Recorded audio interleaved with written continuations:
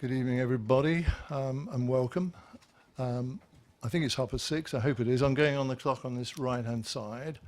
I'll just do a couple of bits of housekeeping first of all, as you know. Firstly, fire evacuation procedures. There are no fire alarms scheduled for this evening.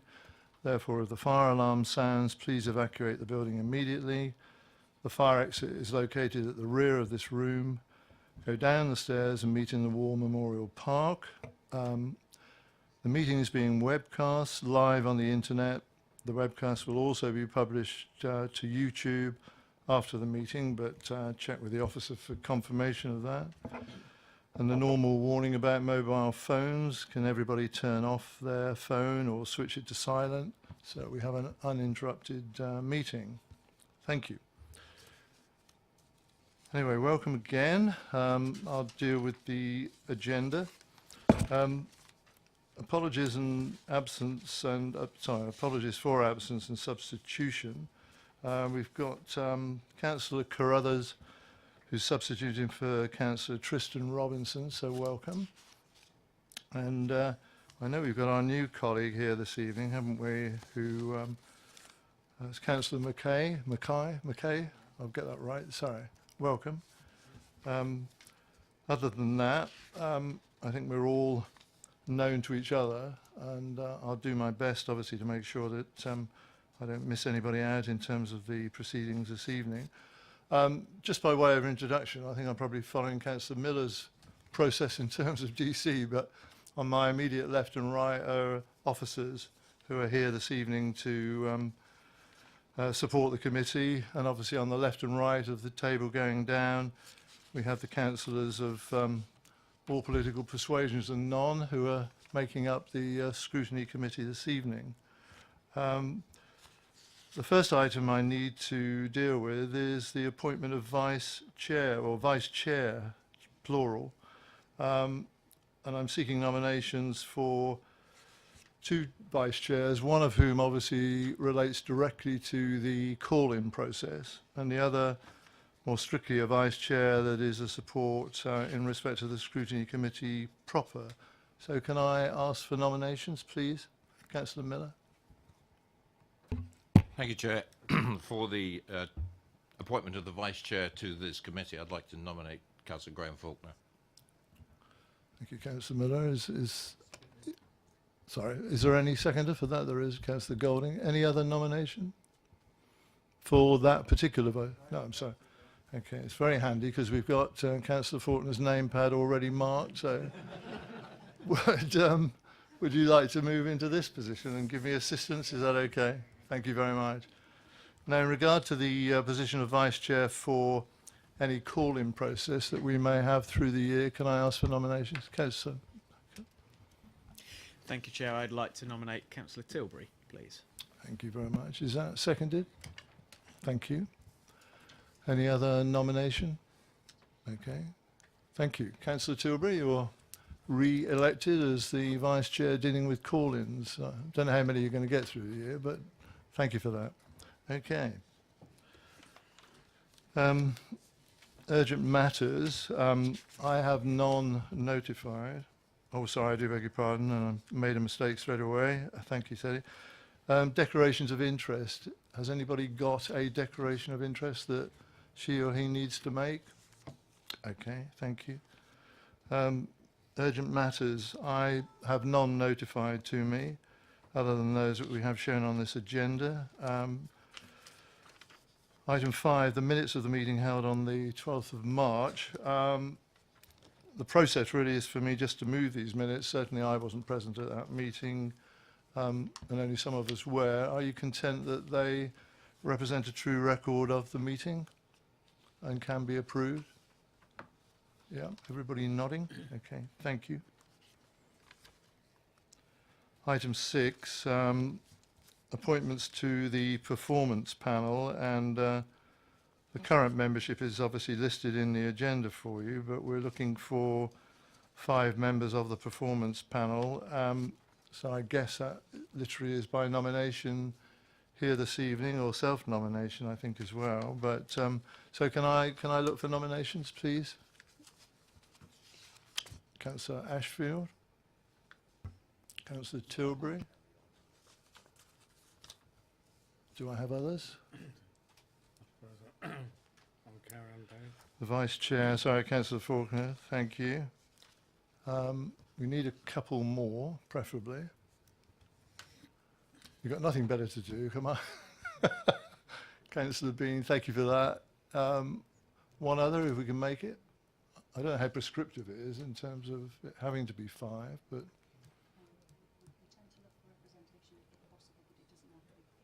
No, okay, thank you. Councillor Capon, yeah? Okay, thank you. That's the 5, I think, isn't it? Thank you very much. Okay. Thank you for that, all 5 of you. Right, we now move to the performance panel update, which we have in terms of pages 11 to 18 in the paperwork before you. I think, and I hope it would be appropriate in terms of the notes of the meetings which were held on the 8th of January and 30th of April, for, if there is any commentary on it, can we ask Councillor Ashfield, who was the chair and maybe the chair of the new performance panel again, to give us any update or any comments on it? I'll update from the last performance panel meeting. We last met on the 30th of April. It was understandably light in attendance, it being the week of the elections. Myself and Councillor Gardner were present. We received the Q3 Revenue and Capital Monitoring Report from Paul Mahoney, and it was noted that balances at partway during the year can appear significantly out of the norm, and it was agreed that in future reports would include notes to explain movements where we expect things to even out by the year end. Carol Lake shared the KPI management report. Of particular note was the high level of sickness and long-term absence, and it was minuted that this item should be escalated to HR committee to consider in more detail, though my suggestion would be for it to be considered in this committee. Particular reference was also made to recycling rates. I was surprised to see this achieve green status. My concern is that the KPI report has a very unambitious threshold for success, and we noted that we'd like the portfolio holder to attend a future meeting.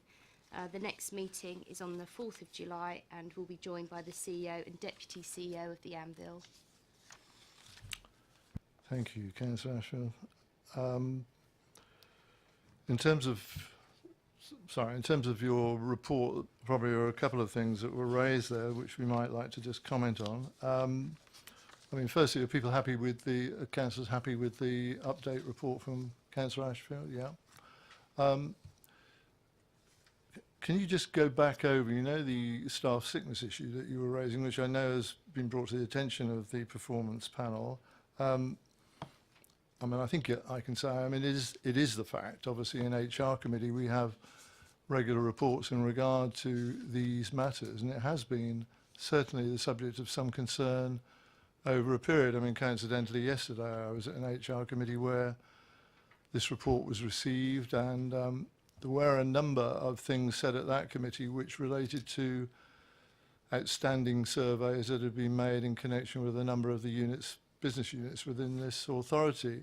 I mean, would it be your suggestion that this might find its way into the work programme of Scrutiny? Is that the proposition that you're making?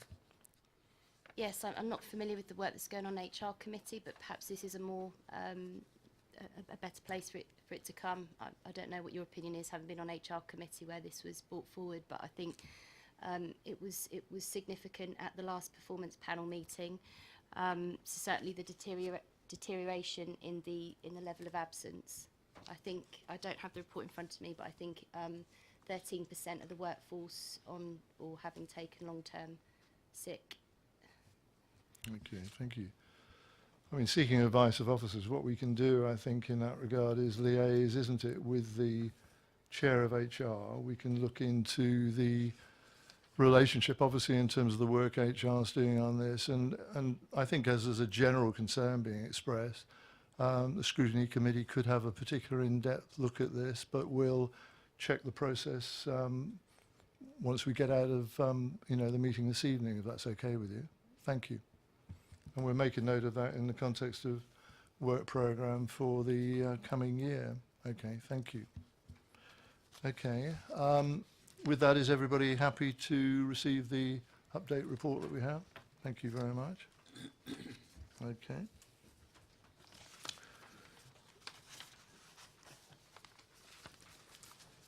Thank you, Leslie.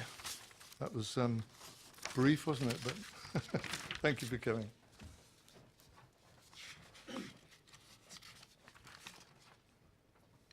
We're now looking at item 8, the transport update, and welcome Councillor Simon Bam, portfolio holder in this regard. Just looking for the right page, Simon. Sorry, I beg your pardon. And I gather you're going to do the introduction and then perhaps Peter will comment further. Is that right? Okay, thank you. Thank you very much, Chair. A brief introduction, really just to underline what's in the report as far as the amount of significant funding that Basingstoke indeed puts into bus routes and community transport. And as laid out in the report, you know, the word significant sometimes is thrown into quite a lot of reports, but just to underline that it is 13 times more than any other district council in Hampshire. And of course, where does that get spent? Get spent on some whole services, some part of a service, whether that's a day that wouldn't ordinarily happen, or an extension of a service, or perhaps a service during the day, but also resources of a significant amount of time of officers, and of course that's primarily Peter and Mark and the team, to help understand usage and need, which is really why we have 80% of our services in the commercial sphere as far as Stagecoach is concerned, and why we can offer Hampshire County Council as the local transport authority so much advice when it comes to working out where their money should be spent. And we can certainly improve on that going forwards. And really to look at, it is fair to say that Stagecoach are putting in every effort. We all know that there are significant amounts of road improvements happening across our borough. That does present them with quite a lot of impact when it comes to passengers looking for reliability and frequency. And I'm sure we all appreciate that impact. If we're car drivers, it gets to be even worse if you're driving a very large bus. And the analogy of waiting a while and then 3 turning up at the same time comes true. But they're working very hard to maintain the service that they're delivering for our residents. And also, it is fair to say that we have started conversations with Hampshire County Council regarding potential funding changes. It currently is impossible to evaluate what the extent of these may be, and therefore what the intervention required may be. But certainly spending 13 times more than any other district council in the county should underline to everybody, and I know it's a passion of all of our councillors, that we believe fundamentally in delivering a good public transport system to our residents is vital. And absolutely, I'll hand over to Peter Smith to go into items in more detail and answer questions. Thank you. Lovely, thank you, Councillor Bound. This report was put together for a scrutiny committee for March. For one reason or another, it didn't happen. So some of the figures that are quoted in here, there's a slight lag on them, very, very slight lag, but fairly insignificant. The figures can still be relied on to a good extent. The discretionary funding that we put towards our transport services that Councillor Bound just alluded to there is seen as a great benefit to the residents in the borough. And just to illustrate, the average cost per passenger ranges from 90 pence in the town centre to £4.30 for the rural services, which, when you put the whole lot together, is averaging at about £2.25 per passenger across all the borough services. And considering that a Stagecoach day rider ticket roughly comes out about £3.70, that's a reasonably good value for the services that we provide. Bearing in mind that these services are not considered to be commercial services, and therefore the commercial operator is not interested in running them. But without them, a lot of our residents would have no public transport at all, so their value is very, very high. In terms, I'll just talk about dial-a-ride services very, very briefly. We contribute a significant sum to the dial-a-ride service in the borough, more so, once again, than the county council. With the transformation into 2019 budget review that Hampshire County Council have put together, there was a proposal in there to remove all of the concessions towards the community transport services. That has now been withdrawn, and those community transport services that the county and the borough currently subsidise will continue. However, Basingstoke and Dean, strangely enough, just sit outside the normal process for contracts. We're bringing forward the new contract award date from August next year to March. So there's a big opportunity there for us to revisit what we currently provide for our residents and make sure that they are still getting a very, very good service. In terms of the relationship we have with Stagecoach, it is actually seen as quite a good relationship. So much so that we can, even though we don't control what the services are provided by Stagecoach on a commercial basis, we do have a good deal of influence, and we've influenced these services quite a bit. And just recently, we've managed to negotiate with them on behalf of BCOT to change the routing of one of their commercial services, something which they would not normally entertain. So that's quite an achievement for us. Over the last year, January to December 2017, we've seen quite a few significant improvements with Stagecoach. In terms of the centre shuttle, we've introduced a Mega Rider service so that people can purchase a Mega Rider ticket on the centre shuttle. Benefit to us is that anyone that buys one of those tickets on the centre shuttle, we get 50% of the revenue as well as the proportion of revenue that's generated each time. So there's a benefit to us as well. We've also introduced something in support of BCOT and their students that currently drive and put their cars on the local streets, much to the annoyance of many of the residents. We've introduced the 75 pence fare for them to use, and they can park at the leisure park and use the bus. Recently we've enrolled the centre shuttle into the Basingstoke Plus Bus scheme, which means that if you buy a train ticket you can also buy a bus ticket with it. Currently the centre shuttle was excluded, but a significant amount of people use this service to go to milestones, and this is highlighted by quite a few customers, and so we enrolled ourselves into that scheme. Absolutely no cost to us at all, big benefit to the people that want to use, visitors to Basingstoke that want to use that service. Moving on to a few of the other services that we've introduced recently, well, really the last 2 or 3 years. The late evening bus services that we run continue to go from strength to strength. That is the service 1, 2 and 6, serving Brighton Hill, Balkhurst and Winklebury and East Popley areas. For a 2-day-a-week service, we transport 391 passengers, average 391 passengers per month across all 3 services, which is very, very good. To illustrate further the partnership working that we have with Stagecoach, we only subsidise 2 days a week, the Friday and Saturday. Stagecoach run on a commercial basis the Monday to Thursday service in support of that. Obviously conversations we'll be having with Stagecoach to see whether or not they can, or they're prepared to pick up some of those commercially. But it was a testament to us that we started at a pilot, and it was seen as a big success, and it's actually increased their passenger numbers in the afternoon for them. So we've had a benefit here, and they've had a benefit in their increased revenue and passenger numbers. At 3.9 we talk about the 3B Town Centre to South Ham service. This has been something that we looked at for quite some time. We put this together back in just 2015 when Stagecoach reduced a lot of their services around the South Ham area, and the local ward members there were very concerned about the lack of a bus service, so we approached Stagecoach and we put the 3B service in. And it was put in such a way that it served Bishop Challoner School as well as the residents of the Berg Estate.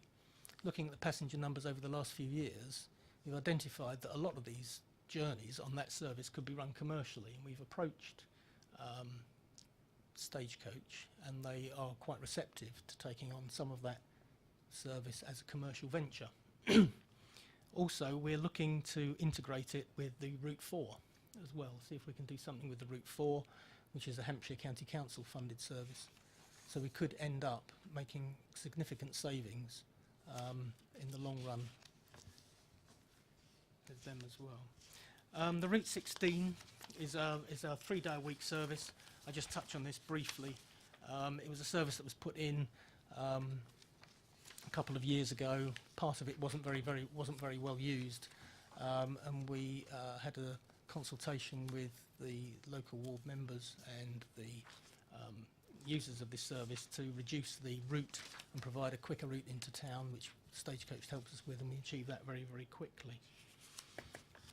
That's a very quick trot through the buses that we support and the community transport services that we support. But I'd just like to touch on the Hampshire County Council budget review for 2017, the consultation which has just started. It's got a run date now until the 5th of August. There is a note on the members' bulletin, excuse me, on the members' bulletin with an information pack and anything, and if anyone wants to put any comments, if they could come back to me by the 16th of July, and I'll make sure that those comments go into that consultation. Helpfully, they'd like you to respond online, but what we'll be doing, we'll be sending a paper copy with further comments on the back of that, so just to make sure that all the points that we wish to put over are taken into account by them. The services that this consultation affects are primarily 4 services. The service 4 that I just alluded to a few moments ago, which runs from Chilham to the town centre. The number 12, which is Hatch Warren to the town centre via Blackdam. The 14, Bramley and Tadley, and the Overton Circular, which is the 74. All these services are run with varying degrees of high passenger or low passenger numbers.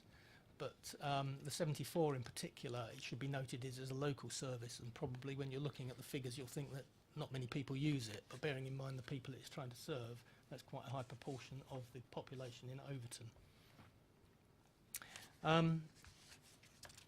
The consultation is due, as I say, to finish in July. End of August. Comments back in July. We're not expecting any decision to be made until at least October, and then we will then know exactly what's happening to these services. They're not necessarily being cut, they may be flexed, or they may have their services reduced by a few hours. That is a very quick trot through the paper. Thank you for your attention, and if you've got any comments or any questions, I'll take them now. Thank you, Peter. I'm sure there will be comments and questions. Can I just check, and Councillor Bang will know as well, in terms of the consultation process, as you say, ending end of August, this is both from elected bodies like ourselves and individuals, really. Is it a comprehensive consultation process involving the public? Is that right? Yes, the consultation is open to absolutely everyone, and as a significant funder, we would be expected to, and we're very keen to make sure that our voice is heard. Yeah, so it's open to public as well as organisations. Okay, thank you. All I was going to add was, of course, also at the Transport Forum, Hampshire County Council presented what those items would be, and also took some feedback as well. So they are going out and speaking to quite a lot of bodies within our borough. Okay, thank you. Has anybody else got a question or a comment they want to make? Councillor Ashfield, and then Councillor Miller. Thank you. My comment really is in support of the Whitchurch bus route. I've travelled on it myself just to experience it firsthand. It's more than just transport. It does link particularly elderly people to their friends, to the doctor's surgery, to the shops. It's now supported by Whitchurch Town Council, but as familiar as I am with Overton, they're very similar in terms of that distance at either end of the village to the town. And I think without that bus service, it really is cutting off a number of people, I think, from those opportunities to meet with friends, to get to the doctors, to go to the shops. And I think, you know, I don't know the legacy reasons why one of them is funded by BDBC and Whitchurch Town Council and the other is a Hampshire County Council service. But obviously my concern would be that if one is cut, it may well threaten the other. Obviously I hope the opportunity would be for the council here to consider funding them both, because I think they're both crucial services. Did you want to just comment on that, Peter, before I take Councillor Miller, so you could talk about the legacy issue of the... Okay. Yeah, it does go back a few years actually, and what we did, funnily enough, subsidise the 74, the Overton service, but to a very, very small extent, and about £2,000 a year it was in the end.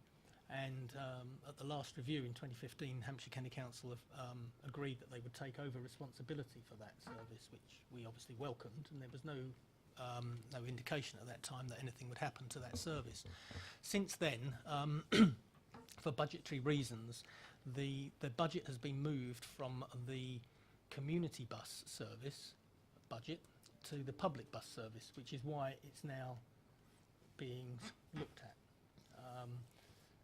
So, in terms, it's only a budgetary thing, which is why we don't support it anymore, and they have taken it over, and it's just where the budget's moved that it's now. I don't want to call it under threat, because it's not under threat. It's being looked at. Thank you. So, Councillor Miller. Yes, a comment again. Interestingly, the question was asked about how this was moving across the public.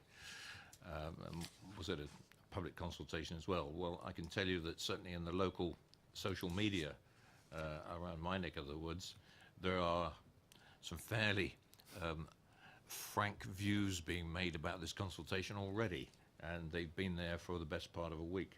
So the public are very aware of what's going on. The parish, of which I'm the parish councillor, have issued on the parish level the facts about the consultation, welcoming any kind of comment from the public or back through the parish, because the parish, again, another elected body, will be providing feedback. And in Chinham, of course, we're number one on that list. There'll be quite some strong views, I think, expressed about the local feeling about the provision of these services. So I'd just like to support that it's out there and people are really taking notice. Could I mean, obviously taking advice of officers as well, really, but it seems to me, reading, you know, the views of the committee, this is such an important issue, isn't it? And as the county council develops its own budget process, and we'll be doing the same, and obviously our September meeting, I think, of scrutiny would be looking at the first stages of our own budget. It would be appropriate, wouldn't it, for us to continue to get updates and all that's required in regard to the transport issue, because it's going to impact on all of our residents, and it's the sort of thing that we would want to make a proper comment on, I think, as we go through the year. So shall we say that we'll come back to this, obviously, once the budget position starts to become clearer? All I want to say was more than happy to bring it back. I think there's just something about, we may be able to tell you that we're having conversations. I'm just thinking, what typically happens, would be my observation, is that, of course, a statutory body considers funding arrangements and a commercial body suddenly changes its position when it comes to negotiating services and the cost of them. So there's something that says that the county council may have made a decision about how much money they will or won't spend, but I suppose it doesn't mean necessarily that any debate they have had or that a conversation that we have started with Stagecoach will have an outcome, because actually they may change the position as far as how much they want to charge for some services. Okay, points understood. Sorry. I mean, obviously in the past we have had representatives of Stagecoach, which has proven, I think, to be quite interesting. Probably put it higher than that, but it's been interesting, I think, to hear the views of the providers in the context of their own commercial pressures and the subsidies that the councils are providing. So we could go back into that if we need, once it becomes clearer, couldn't we? Councillor Mackay. one point and one question. Just the point to make is that the number 12, I'd just like to record, is the only bus service serving Blackdown, but the same applies to Cranbourne, so please don't forget that area of the town is also part of the equation. I was going to ask a question as to how we're going to promote this public involvement in the consultation. It's good to hear it is getting through to people. I still ask the question, what's the council doing to promote participation? Because the wider the participation, the better the result we're likely to get. My second question is on a rather different track, in that the report says that work is commenced on the preparation of a borough transport strategy, and I just wondered if there's a target date for the publication of such a document. Okay, thank you. Can you turn your... Thank you very much. Can Peter or... Thank you, Peter. I'll pick up the point about the consultation, and Mark will pick up the point about the strategy. It's a very good point you make. It has been advertised very, very widely, as you say. We normally support any consultation through our own website, which we will do, and we'll provide a link to the correct documents, etc. And I think it probably would be quite wise at this stage to put some tweets out, use some social media channels as well, and I can organise that very, very quickly. Thank you for that. Mark. And if I can just pick up the transport strategy point that was raised, we're currently doing a great deal of work with the County Council as the Highways Authority to consider the transport strategy. There's a lot of work going on around the modelling of the town centre and how it currently, how the current highway network reacts, and what kind of interventions we can make in the future. That work isn't complete yet, and I haven't got a timescale for when that will be complete. But that will be a key element of any transport strategy once it's finalised.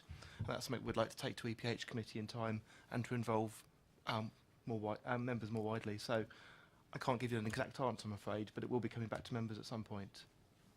Okay, thank you. That's helpful. Councillor Cousins.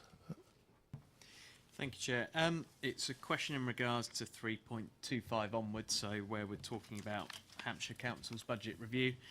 If you don't have the answers, a written answer is completely fine, but do you know the overall budget for Hampshire County Council buses, and then the percentage of which is allocated to supporting services in Basingstoke and Deane? We can see from the report on page 26 that we are subsidising very nearly £800,000 worth of services for bus services in the borough, which is to be commended that we are doing that much compared to other authorities in the Hampshire region.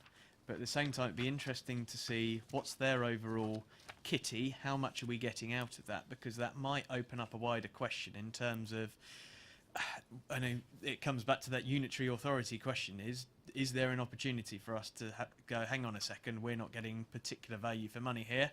Is there an opportunity for us to have a look, take it in-house, or do something off our own back? Again, Peter, can you help? Or? Yeah. I'm not privy to the information that you want actually at the moment, but I can find it out. I don't know what their overall budget is precisely, but it'll only take a phone call to find out, and I can provide you with that. Probably. Well, I'd like to say tomorrow, but it depends when they get back to me. But I'll certainly progress it tomorrow and come back to you as soon as I can. Could I ask, I mean, obviously it's a bit of information that I think we'd all be interested in. If it's possible to circulate that on a wider basis to the committee, that would be useful, please. If I don't know how soon the minutes are going out, but I could probably do no, I could do that before that. I'll do it as soon as possible. Okay, thank you for that. Okay, so Councillor Carruthers. Hi, back to the consultation. I just wanted to specifically talk about number 14 bus. Being a Tadley councillor, obviously this is a service I'm aware of. Just a comment really to say that really concerns me, because this is quite a rural area that this bus route will affect. So you're talking about Silchester, Pamber Heath, where it's a mile walk to the nearest town. A lot of the people using this service are elderly people, and probably not going to be looking at tweets and picking up social media and maybe not necessarily on the website. It concerns me that, are these people being made aware of this, and are they being given the opportunity to comment? That's something that I'll talk to some of the other local councillors about.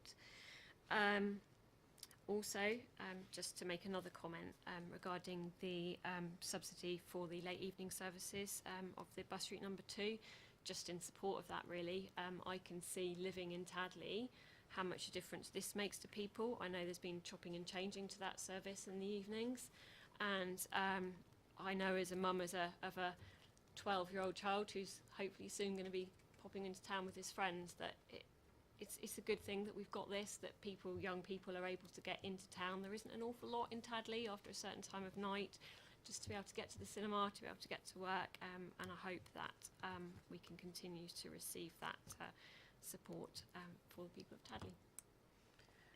Thank you. Councillor Fortney, sorry, I didn't look to my right before.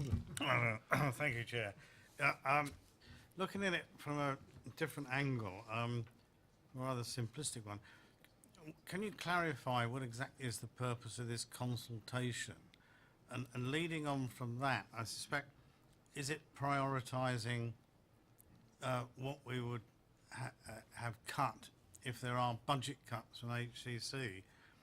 And if we are expecting that, are we, as a cabinet or a council, got any contingency planning starting in place to what will we be doing if we do see substantial cuts? Okay, the consultation is purely budgetary. They're not necessarily going to be services that are cut.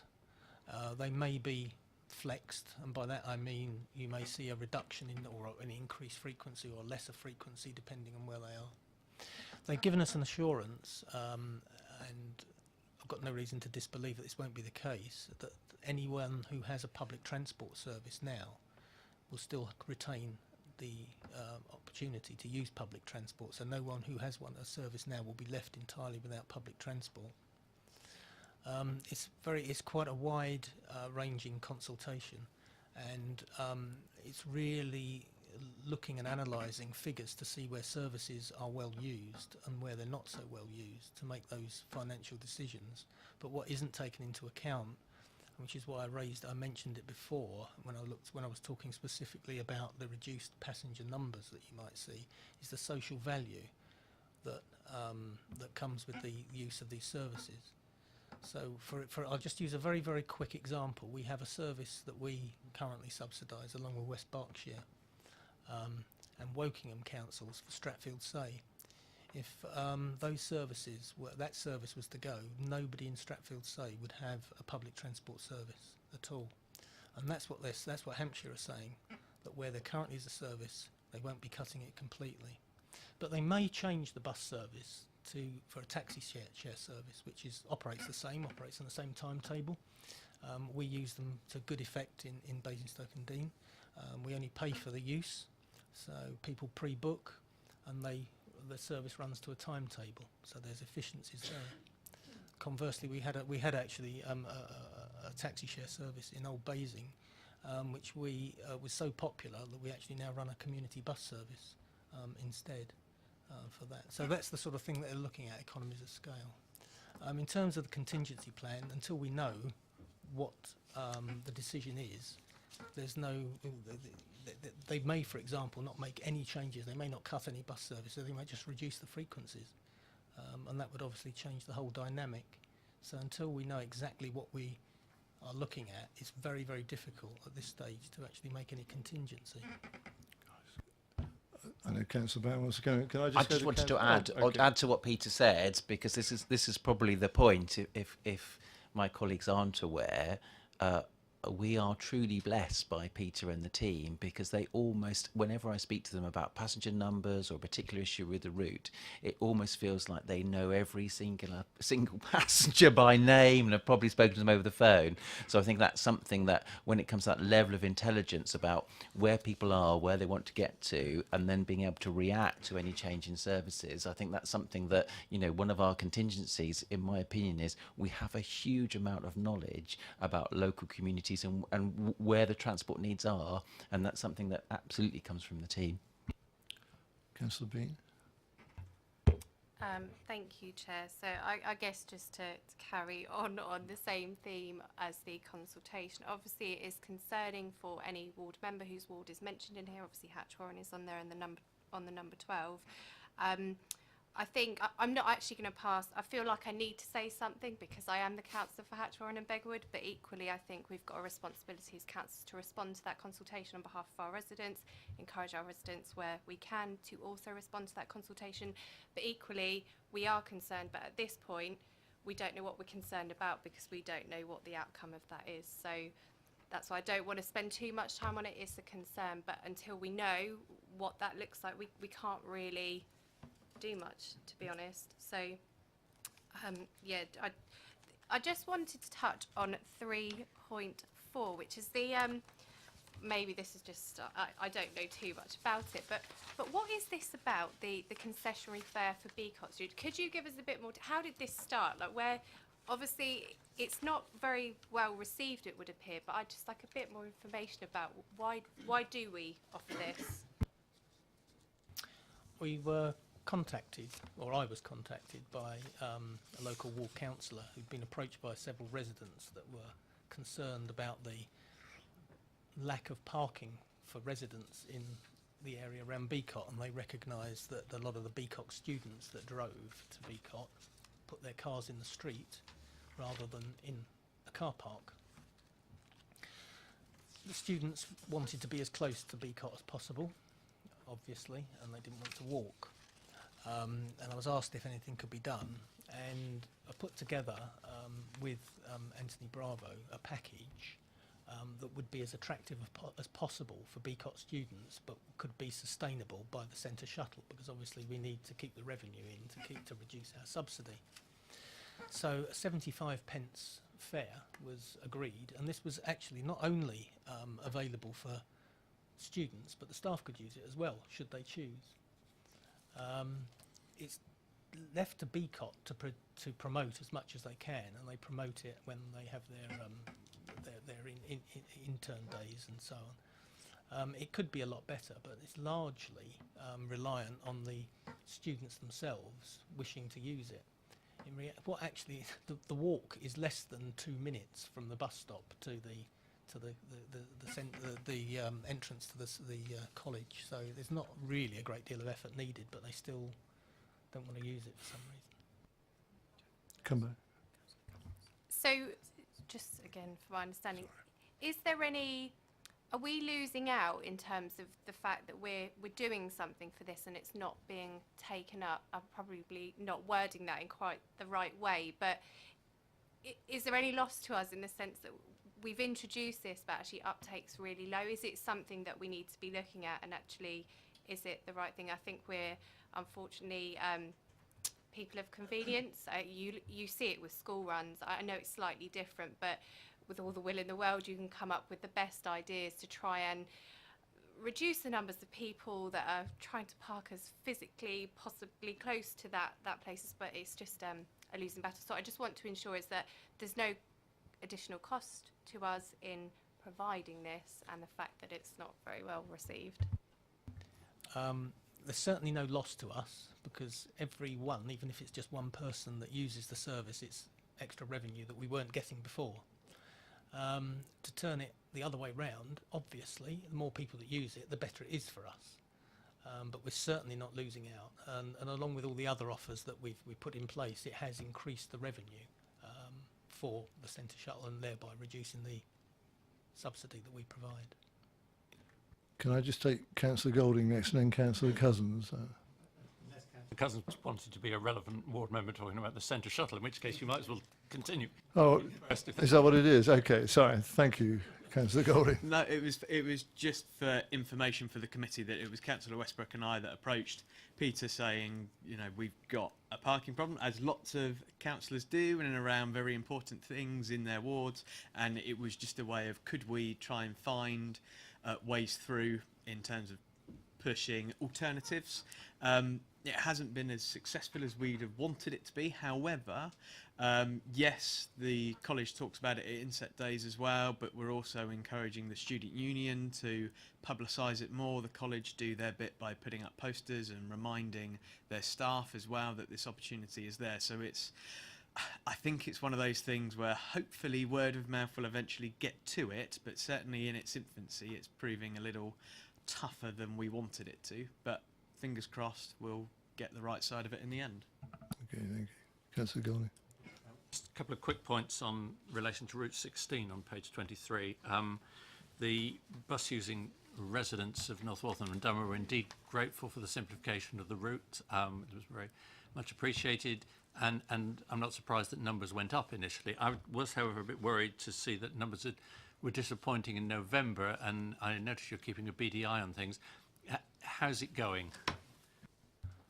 Well, happily, it's back to where we would expect it to be. The numbers haven't risen because obviously the amount of passengers using it is a finite number. But following the fact that a lot of people came off the bus, they're now back on again now. So they're back to February 2016 figures. I have asked both parish councils to promote it, but thank you. I'm pleased it's already picking up. Okay, thank you. Councillor Tilbury. Thanks, Peter. On the page 21, where it's got all the figures for Basingstoke-Dean and Hampshire subsidies there's no figure on the Hampshire ones for any income there, which there is on the other ones. There is a reason for that, or are they the net figures that Hampshire's provided there? Because obviously they all generate some income there. It's whether they allow for them already. The reason there's no income figure is because it's the way the contracts have been let. The contracts that we tend to use, we like to ensure that the operator carries the commercial risk and not us.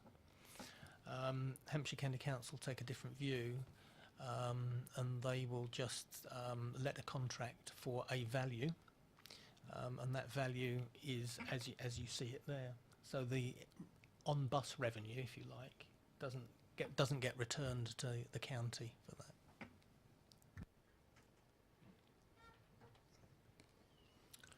Okay, any more comments or questions?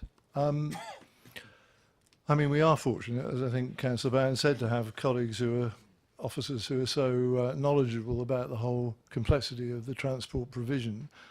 I mean, just picking up on a couple of things, it looks as though, I mean, we are genuinely anxious, I think, about the consultation process and how that's going to be completed and how we encourage people to take part in it. I think Councillor Faulkner makes the point, as I might, really, in the sense that everybody will be making the same sort of self-select bid for something. How that's managed and how it fits into the limited amount of money that's going to be available in terms of subsidy from all of the councils is obviously going to remain a question for the future. Interesting to note how much this council gives in comparison to other district councils, isn't it? The important thing I've always thought as well, really, when it comes to the measurement of value of public transport services, I mean, the number analysis, where you get the number of users is one thing, but the social importance of the provision of that service, it's not easily quantifiable or measurable, but it's equally important. It goes without saying to some isolated communities in a way that can't easily be measured, and we mustn't lose sight of that. And I know the colleagues won't in any of the negotiations that take place in the future. But I think we'd want to return to this, wouldn't we, as a continuing brief for us all. And I know it'll fit into all of the budget discussions we have within this council. And while I'm on that tack, can I apologise for not saying hello properly to Graham Cadle, who's with us this evening as our new interim Head of Finance and Resources. I should have done it at the beginning, Graham, sorry. And it's going to be part of your brief, obviously, to get involved in that in the coming few months. So welcome anyway. Thank you. Anyway, is that okay, everybody, in terms of... I'm sorry, Councillor Bowen just wants to come back, I think. I think it was just some final comment. We focused a lot on buses as far as under the title of public transport, but clearly it's much broader than that. Very often, certainly the last time that we were here talking about public transport, we could speak very confidently about the level of partnership working which is still there. I think just the one thing that I would add, I think we've talked all about buses, and probably the only thing that I would say in the change of franchisee for the trains, we had a very, very strong relationship and everybody was working very closely together when it was South West Trains. And just to add that final comment that we aren't quite there yet with South Western Railways. That may not surprise anybody, but I believe it probably just needs saying that there clearly are issues about the franchisee managing to deliver services. So I suspect they haven't got quite the time to participate in the conversations in the way that we were up to with South West Railways. And I just wouldn't want that to get missed because we spent a lot of time talking about buses. Thank you very much. Okay. Oh, sorry. Councillor Miller? Thank you, Chair. If you'll indulge me just 1 minute, probably because I'm looking through my local plan eyes, that I got a feeling that Hampshire County Council, they're looking at their budgets at the state of our the transport system as it is today. Under the local plan, we have got enormous development coming to Basingstoke. And once people look at their budgets in this particular scenario, I know various income streams accrue from developments, but it's awfully difficult to get authorities to start to increase their budgets again when it comes to the greater provision requirement that these developments will require.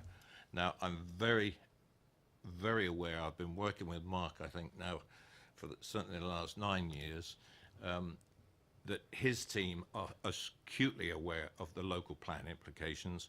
I'm just a little concerned on the Hampshire side of this that I don't think I need to remind our team about this, but I think members need to be aware that Hampshire have got a little bit of a closed mind when it comes to expanding any kind of services.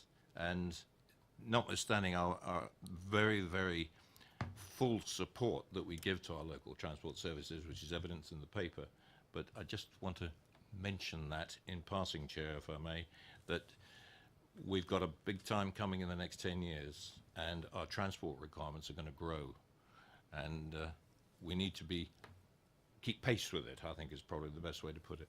Thank you very much, Chair. I mean, on that, I mean, it sounds as though that's a debate, a discussion probably between Councillor Bann and Councillor Raphael, isn't it, in terms of the cabinet process in regard to prioritising various parts of the budget that we're going to be preparing, and the point you make about infrastructure demands and all the rest of it, I think is something that Councillor Bann would want to advance on behalf of the transport requirements. Well, and there's something that says, which is why the transport strategy becomes so important as far as where we are today with the requirements, the needs of our communities, how communities are going to change, what the infrastructure needs to be, where the spend needs to be, and of course also us and our partners understanding that some spend in the short to medium term may reduce revenue spend in the future. Okay, thank you. Does anybody else want to come back? Okay. Thank you very much, everybody. I hope we've given that a good airing, and I hope we've summarised most of the points that we want to in that regard. Thank you very much, Councillor Bann, and colleagues as well, Peter and Matt. Thank you very much. Okay. We'll move on to whatever number it is. Sorry, forgive me. Item 9. Which is the Access to Information Working Group, and I know this falls to me in terms of an update. There is a paper obviously included with the agenda, which you've all had a look at. Just to remind you, if I may, obviously, and I mean I was one of the instigators in regard to this bit of work in the first place. This was all about making sure, if we could, that councillors were provided with, were not inhibited in any way with the information that they required to carry out their role as elected members effectively. And when I first completed the works suggestion form, or somebody completed this on my behalf, I have to say at the time, but the couple of areas that I highlighted at the time were one in relation to the HARA, which was the Hampshire Association for Rural Supported Housing. In addition to that, obviously, we raised the issue about estimated costs for reprinting election documentation, which again had been published originally as a confidential item and not available for public scrutiny. And we had some concern about that. So those were the examples that I quoted at the time. The working group met, and we were hoping to report a lot earlier than this, back in the early part of this year, but were inhibited a little in terms of the advice that we had available at that time. So it's dragged on until now. Generally speaking, I mean, my concern remains insofar as that obviously the process under which some of us may have to go from time to time in saying why we want particular pieces of information can be tedious unless we want it to be a little easier than it may appear to be on occasion. So it's simply that. I mean, my proposition always has been that in terms of elected members, we should not be inhibited in the way that we actually get information from the council, providing that it's not embargoed in any way. And that would allow us to do our job, obviously, as elected members, the more effectively. Now, you'll see the paper that you have in front of you, which obviously has got a fair amount of information on it, I think, in terms of case law and the like. And if you've got any points, any questions that you want to raise, between us we'll do our best to answer them. And clearly, if there are additional points that you want to raise this evening, please feel free to do so. Has anybody got any comment they want to make in regard to the access to information briefing note that's before you? Councillor Golding. Start off. Thank you. It still left me somewhat unclear in places, but I noticed on page 30 for that just before the heading common law, the officer, the relevant officer in the council, has discretion as to what is exempt, and I think discretion is also mentioned over the page. And I take the point that, you know, mere idle curiosity doesn't entitle us as councillors to see particularly legal professionally privileged documents. But I do think, you know, we might like to encourage the relevant officer, when exercising their discretion, not to take an unduly narrow view of what our needs are as councillors, but to take a fairly broad view of what our needs are as councillors, because we do need to keep informed about issues across the council, not just the ones on the committees we happen to be sitting. And issues come up in full council that if only a few people in the room know about them, make them much more difficult to deal with. So personally, while I should recognise there have to be limits, and some things are, you know, when they are privileged, I think the general proposition that we're entitled to see it as councillors if we need it in our functions should be interpreted in a broad way, not a narrow way. Thank you for that. I mean, this whole area of need to know and the whole sort of description of things like fishing expeditions and the like are interesting words in themselves, obviously. And my argument originally was that, I mean, in my own case, and I was one of the ones who started this, I had a bona fide, I believed, to seek information on an issue that had come before council and had been the subject of internal legal advice within council. And I was told originally I couldn't see that, which I was surprised about. I suppose that would be an understatement. And this whole thing grew from that. Now, providing a councillor can say she or he has what I would describe as good reason to want that information, I think, as you said, Councillor Golding, the principle that we work under would be that in terms of good governance, we would want as much information as possible to be made available to councillors in any and all circumstances. And that's what I was seeking to achieve by the work that we did on this working group. Councillor Cousin. Thank you, Chair. I'd like to sort of expand a bit on Councillor Golding's point of view that it should be quite a broad functionality in terms of obtaining information. I can understand to the limit the idle curiosity is not enough bit, but by the same token, restricting information to members of that committee doesn't feel right. I mean, any of us could be approached by a resident who has a concern about a particular issue, which falls under X committee. As a councillor, we might not sit on that committee, and to be restricted from providing the services of, what our residents expect us to do, which is help them out when they've got questions or queries or want to know information that they can be entitled to. Understand that there are limitations at times where a councillor can be briefed on something but is told, this goes no further than these four walls, and all councillors respect and adhere to that. But we've got to be aware of the wider situation. Is that if a resident comes and approaches us and asks for something, we should be able to have access to that information. Thank you, Councillor. Sorry, I was reading something while I was looking across as well, right? Councillor Miller, did you? I think I echo, thank you, Chair. I think I echo what Councillor Golding was saying, and interesting point that Councillor Cousins brought up is in the various legal decisions that are quoted within the paper,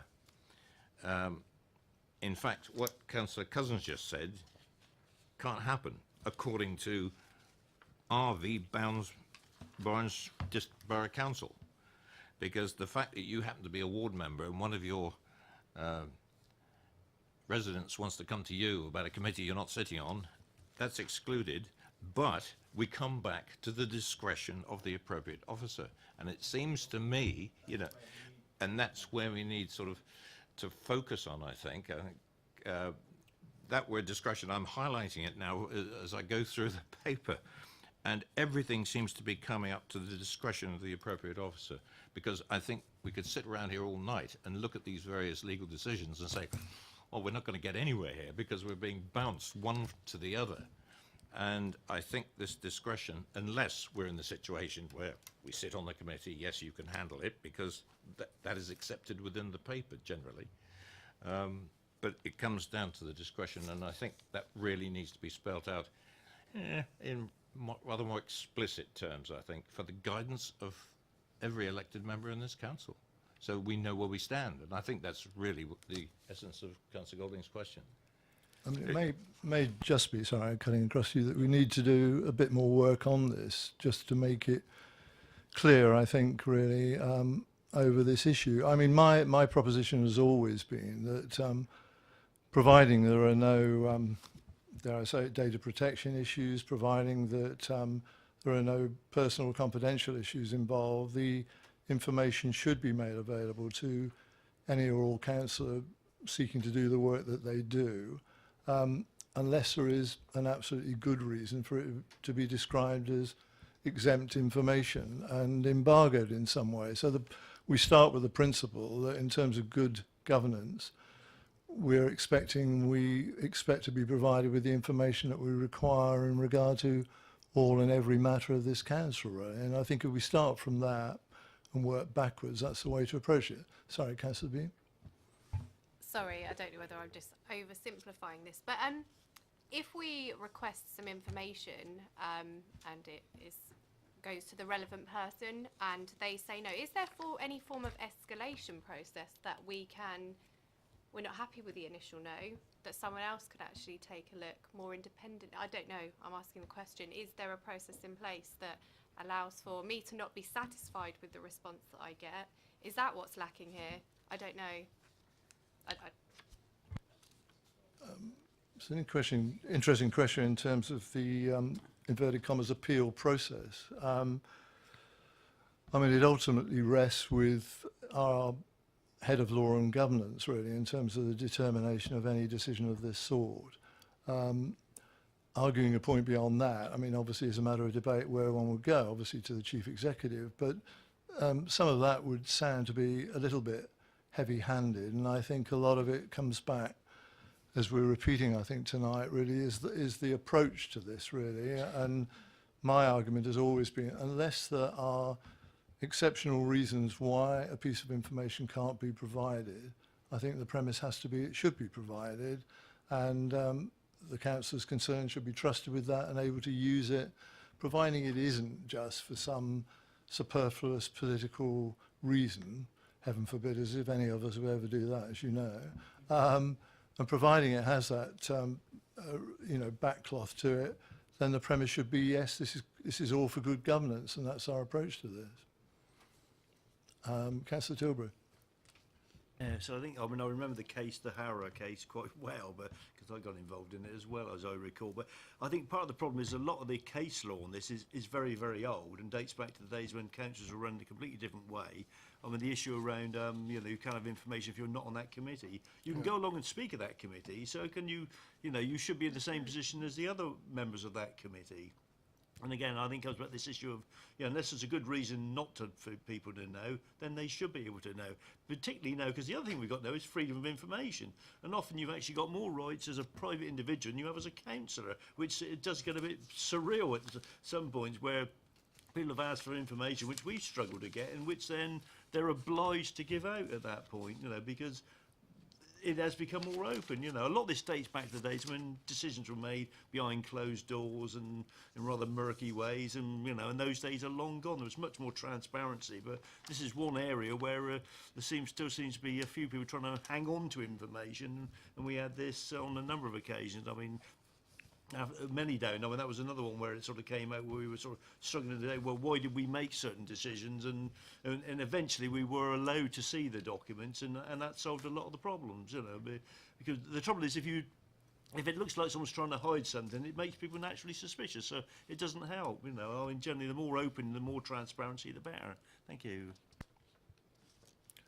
We have actually got in front of us, obviously, pages 34, 35, the members' rights of access to information procedure rules. And it's a question really of whether, we're content with those or whether we would like further work to be done on those, just to reassess probably the restrictions that apply within the limits of the law, obviously. And as you said, a number of precedents are quoted within the paperwork that we've got, but we could revisit some of this again, I suppose, although again it's finding the right sort of timescale and the people to do this as well. But Councillor Cousins.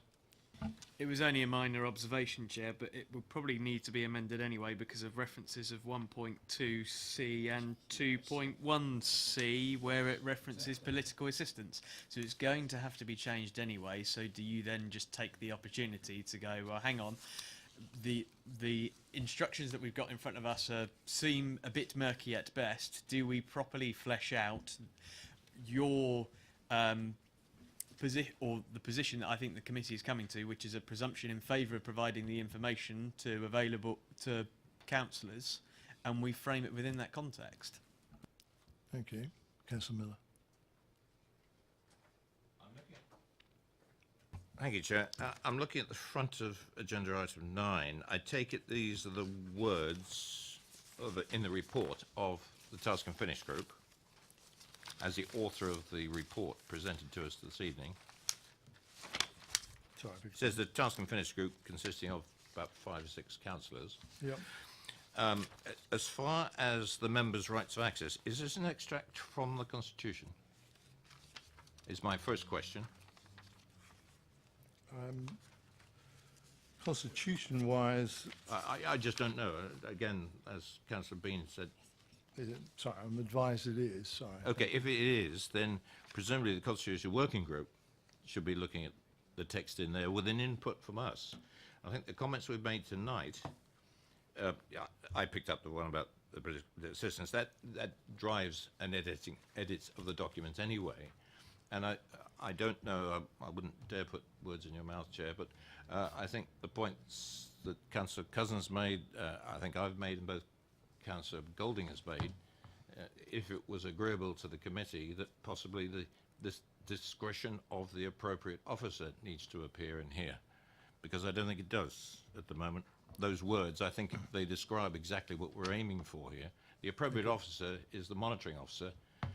And another aside, because he's one of the statutory officers of the council, I don't think even the chief exec can override that. I'm not sure.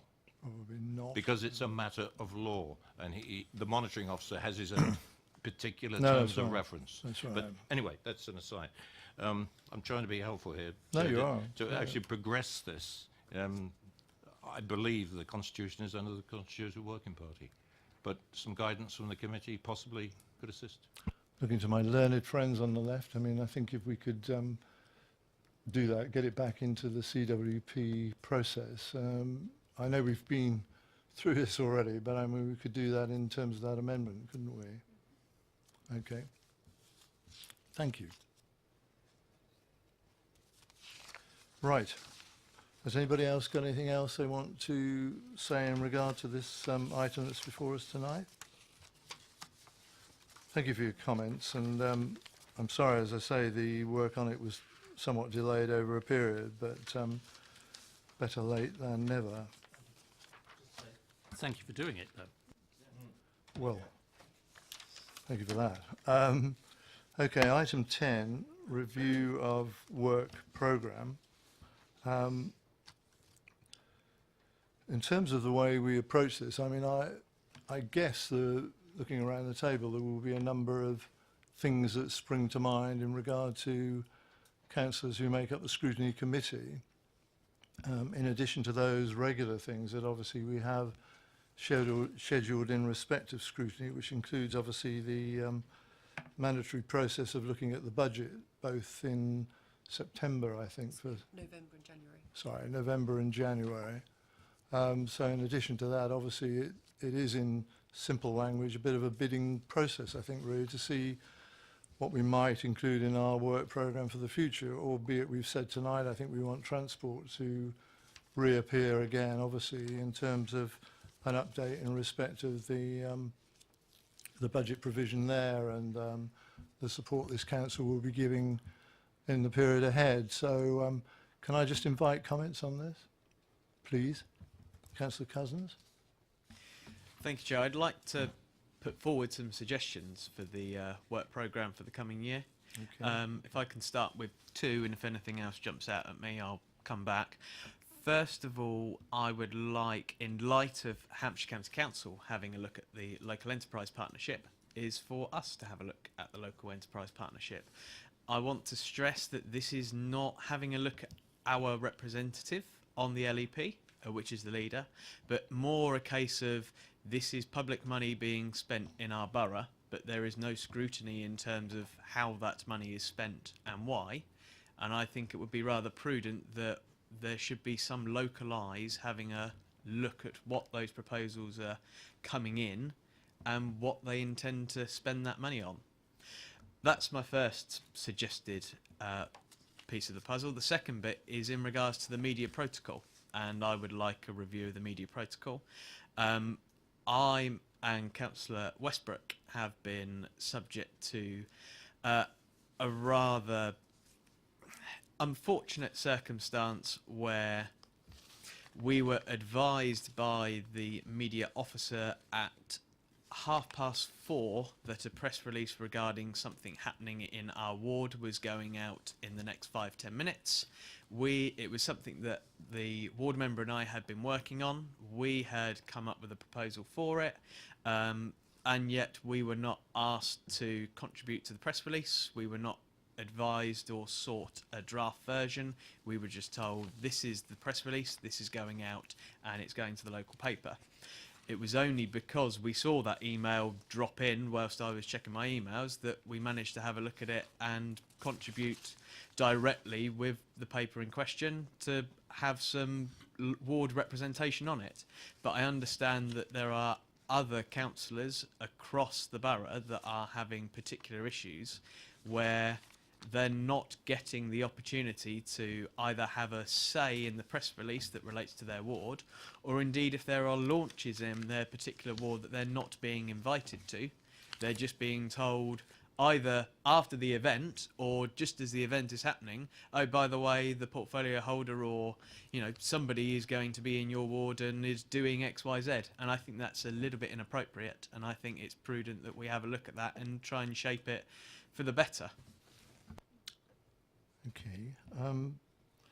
I am reminded, but again, I'll take advice on this. In regard to proposals that we have in respect to the work programme, we need to get, obviously, work programme suggestion forms completed. Now, it isn't going to be insurmountable, I'm sure, in terms of the things that are being put forward.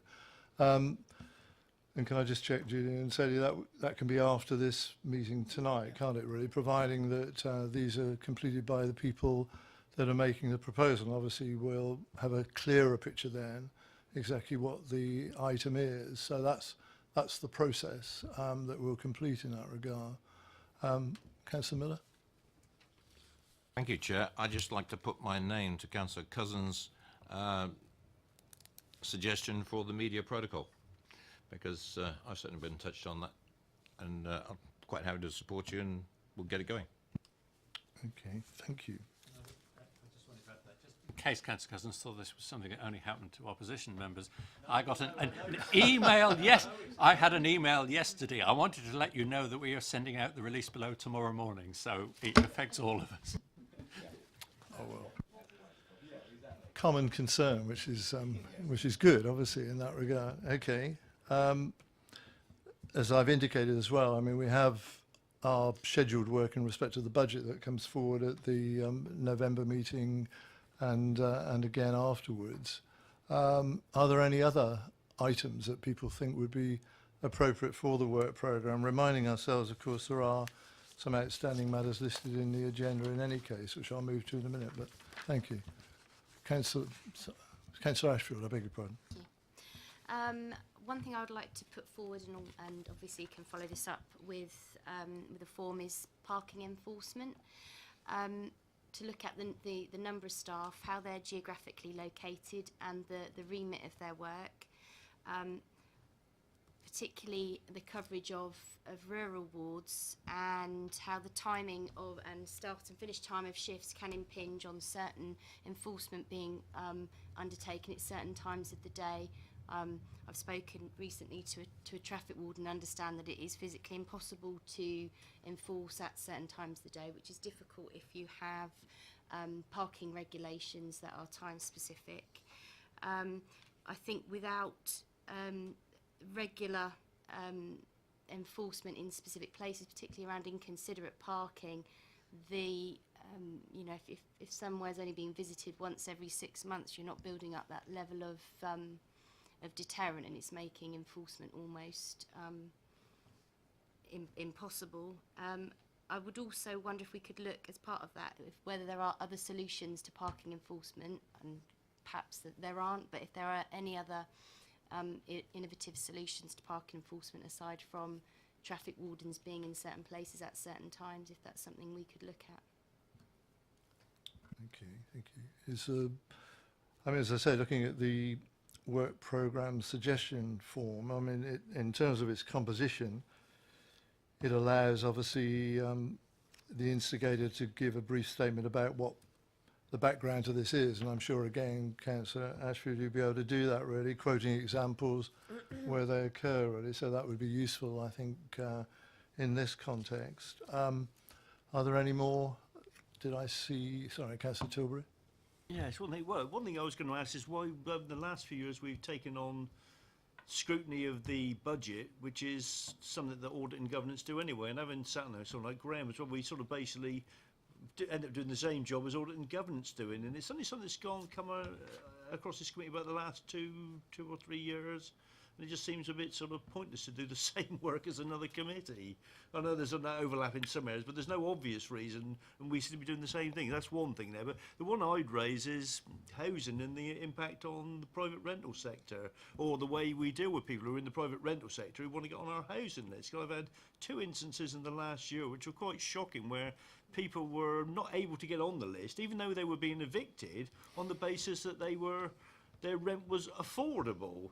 And in one case, this particular individual was doing 3 jobs. That was the only reason her rent was, she could actually afford the rent, is because she was doing 3 well, not quite full-time jobs, but that struck me, if you're in that situation, you know, then clearly that's not affordable. But she was excluded from going on the list because she was considered to be too affluent, basically, which was just bizarre, you know. And I think that, and I thought there was one particular instance, and there was something a bit odd about that, so I thought it was an anomaly. And then I had the same situation with another individual, 6 months later, in virtually the same circumstances, where they were sort of being told, well, so you can't go on the list because, you know, you can afford to pay rent in the private sector. You know, so you've got a large group of people who are deemed to be, they can't afford to buy a house, they're struggling to pay in the private sector, but we're not even allowing them on our housing list. And that's, you know, it seems to be a very odd situation. Just dealing with Councillor Tilbury's points first of all, in regard to, I mean, the overlap between audit and accounts and obviously the scrutiny committee vis-a-vis the budget, I'm not entirely certain. The last thing I want is duplication in that regard, and everybody else would be of the same mind, I think, really. As I've always understood it, I mean, it's what I describe as a statutory function of scrutiny in regard to the budget provision. Whereas I guess in audit and accounts term, it's more into the detail really in terms of specific, specific allocation. What have I done? Sorry, I beg your pardon. Sorry, Graham, please come in.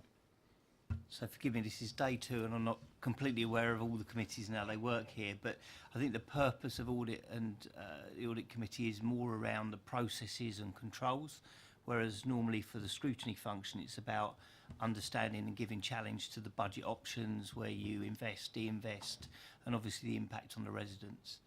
So they have slightly different purpose, or quite considerably different purposes of why they're bought and at what stage in the process they're bought, so you can have the right input and challenge into those ideas as they're developed and taken forward. Okay, that's very helpful. Thank you. Councillor Golding. Yeah, I was just going to say, I mean, partly it came to scrutiny because Kevin Jacobs was insistent that it had to come to one of the policy or scrutiny committees, and I was going to say maybe with a change of regime that would no longer apply, but perhaps we've just had the answer that isn't the case. Okay. And it came to scrutiny because the Constitution allocates financial, whatever the financial cabinet member was called at the time, to this committee rather than the others. On Councillor Tilbury's other point, just in case it helps, we have a review of the allocation scheme at the September meeting, and I would have thought that was an entirely appropriate point to consider as part of that. So we don't need a separate work item. We're reviewing the allocation scheme. Yeah, no, here, this scrutiny, it's on our work programme. So I think you're just getting bring it up in September, and I think that would be the way to do it, if I may, Chair. No, that's particularly helpful. Thank you. And I'm sure we will have an appropriate report, obviously, at that September meeting, which we'll discuss in a minute anyway. Councillor Cousins, do you want to come back? No. Thank you. So apologies, committee, there's some stuff running around my head. So one thing I just wanted to build on first with Councillor Rushfield in terms of parking enforcement. Yeah, I completely agree. It's something I think we should look at. I want to build on that a little bit more in terms of parking enforcement around schools. It's something that affects the vast majority of our wards. We have something like 70 odd schools and 4 or 5 traffic wardens.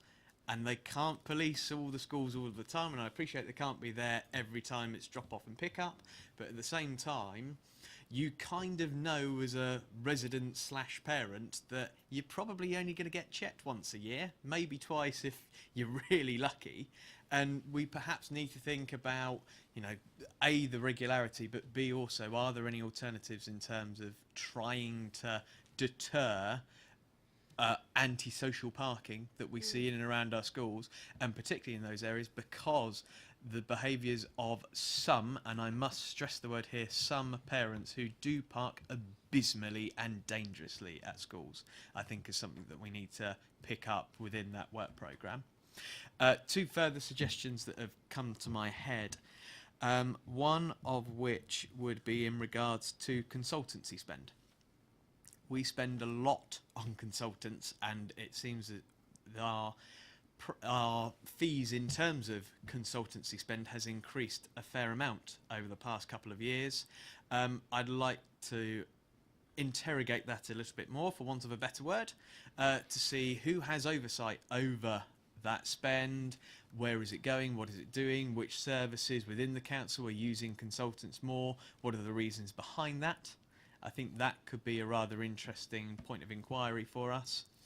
And then perhaps a very slightly odd spin-off, Chair, of a conversation that we had earlier in regards to access for information. I think we've seen a rise of pink papers a lot over the past 12 months, and I'd like to do a little bit of, or I'd like the committee rather, to help do a little bit of digging to see, is that the case? Is there a particular reason? And I get if it's commercially confidential, it has to be on pink papers. Get that and understand that 100%. But it just seems to me that there are perhaps stuff that's been put on pink papers that maybe necessarily shouldn't have been put on pink papers and could have been put into the public domain, and perhaps there's a line of inquiry there that we could have a look at and see, is there an increase in pink papers, but B, is the content of those pink papers something that could have been teased out and put in the public domain, not just for the benefit of councillors, but also for the benefit of members of the public? And then one question I did have, which I'm sure you're coming on to, Chair, is in regards to county services. Which there is a task and finish group set up, but its status is to be determined. And in light of the conversation that we've had with bus services today, I think that should be accelerated. I think that there are a lot of things that we either prop up in this borough on behalf of the county council, or we feel, hey, I think we could do that a lot better. And I'm 100% in the camp that we should be a unitary authority, and I hope that the work of that task and finish group would convert a lot more people into thinking that Basingstoke and Deane could be a unitary authority, but it could only do that with the help and support of that task and finish group. Thank you, Councillor Cousins. I was looking particularly because it's on our agenda anyway, in terms of the county services. Yeah, thank you very much, really. What I was looking at, the sort of date that's included within that, really, which was dating back, obviously, to September 17, and the work of that that group. I don't know, sorry, offhand, exactly how far that's gone in terms of determination of work and whether the work has been finished on it. Sorry.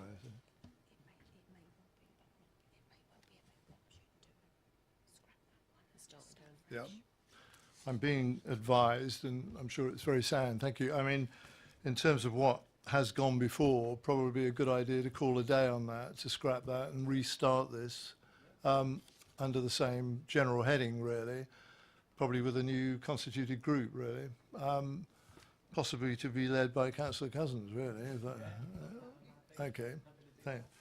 I'm sorry to do this, but it applies really. I mean, I know it to my own cost, actually, in terms of all of these propositions.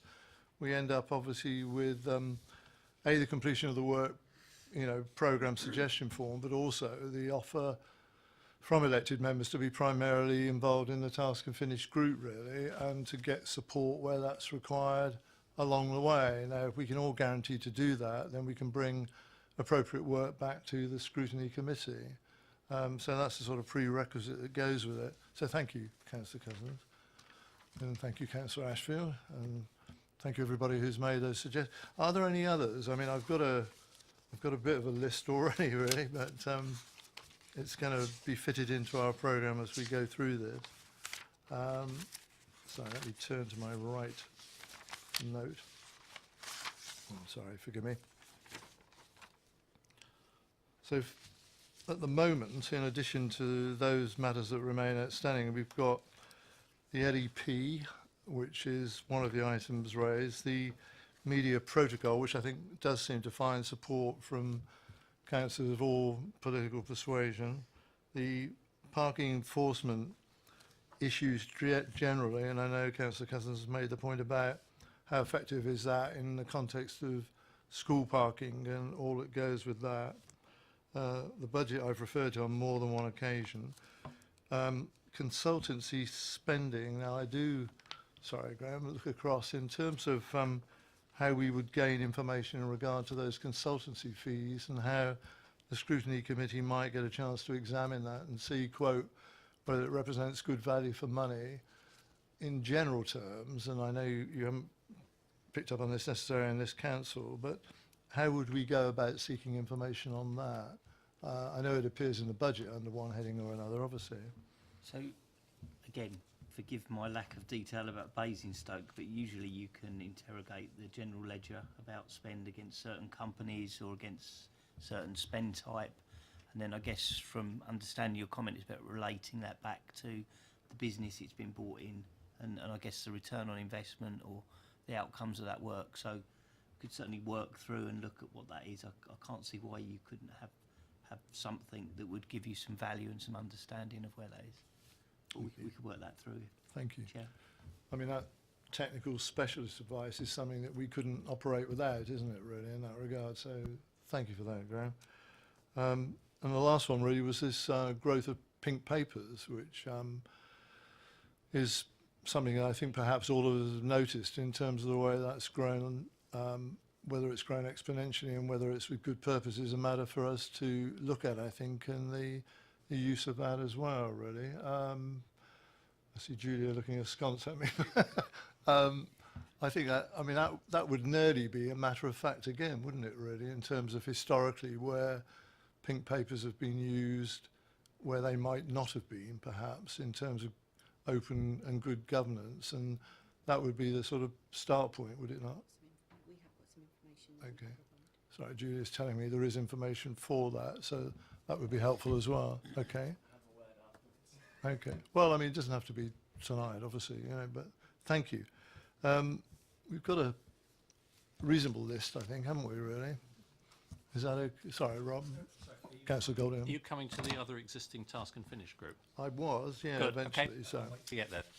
No, I'll do it now, in truth, because I think that's the extent of the sort of propositions from the floor anyway, isn't it? Sorry, Rob, go ahead. Only, well, supporting small business, again, it is one of the things of these committees. You set up the groups. I mean, it was obviously set up nearly 12 months ago. It was due to meet business groups in March. This is 3 months later. It hasn't happened. Only 2 of the 4 councillors who were on the group are still on this committee. And it was really question, you know, and the question is posed, is this an issue that needs to be re-timetabled or dismissed? And I suspect unless the 2 members of the committee who are still on, you know, of that group who are still on the committee are keen to take it forward, I would move that it should be dismissed and we should focus on things that are of interest to the current members of the committee. Thank you. I mean, sorry, Councillor Faulkner, thank you. Yeah, I think, thank you. Yeah, I would tend to actually agree with Councillor Golding. On a positive point, the first meeting we had, there was quite a surprise of how much was actually going on. And that we were unaware there was actually a team focusing on this. And I think in some ways that took the sting out of the issue, because it was our ignorance of what was happening was the issue, not that there wasn't anything happening. And subsequent to that, we never got together again. Some of the actions that were going to happen didn't happen, so the thing has drifted for a year. So I think this particular thing should be abolished and maybe start over again if it's necessary. Okay. Does that coincide with your commentary on that, Councillor Golding? Yep. Okay, thank you. Councillor Tilbury, you were a member of that as well, but I mean, you'd endorse, would you, what Councillor Faulkner say? Yes, very much. I think we got quite a lot out of that, and a lot of it was driven things like the business rates and those sorts of issues, and which we really haven't a lot of control over. Okay, thank you. Right. Substantial list, really, that we'll work through, which sorry, I beg your pardon. Councillor Bean, I do beg your pardon. Sorry, it's just a question. We do have a meeting scheduled for July at the moment, don't we? But there's not. Go on, I beg your pardon. Sorry, it's just because I note that there's nothing forthcoming in the papers. So does that mean that we do have a meeting in July, or we're likely to not have one? I was going to say at some juncture, and perhaps I could... No, it's okay. No, sorry, thank you. I was going to say at some juncture, I think in regard to what we're talking about tonight, and we're talking about quite a lot of work to be done in regard to the sort of future work programme, which we would want to be prepared for, I think, even when it comes back to the appropriate future meeting of the scrutiny. I think the scrutiny committee is scheduled for about a month's time. I think it's the 17th of July. I don't think we will be in a position then really to make very much progress in regard to some of the things we're talking about. So my proposal was going to be that we abandon the 17th of July meeting and we'd move it on obviously to the September meeting. And I don't know whether that fits in with what you were going to say or were concerned about, Councillor Bean. No, it was really just to clarify whether there was anything for the July meeting or not, which you've covered, because I think it's quite a busy week anyway that week, so Okay. I'm sure it'll be welcome. Thank you very much. Okay, well, I've dealt with that at that juncture rather. Yeah. Thank you for the prompt. I appreciate it anyway. Okay. Can I just look around? I mean, is there any other item that anybody wants to raise in regard to possible future work programme, or do you think, with the aid of some specialist reports and the like, and officer support where we can get it, I mean, we've got enough there, I think, to keep us fairly well occupied, haven't we? Okay, thank you very much. All right. Nothing under item 11, I think, that I need to deal with, is there, in terms of exclusion of press and public, or 12, and I've dealt with the cancellation, really, of the July meeting, moving that on. I don't know, is it norm to have any other business or not? No? No? Okay. I won't offer it then, if that's okay. And thank you all very much for your participation. Thank you to the officers as well, particularly on my left and right, obviously. And thank you for your indulgence at this first meeting. So thank you for your support. Well done, David.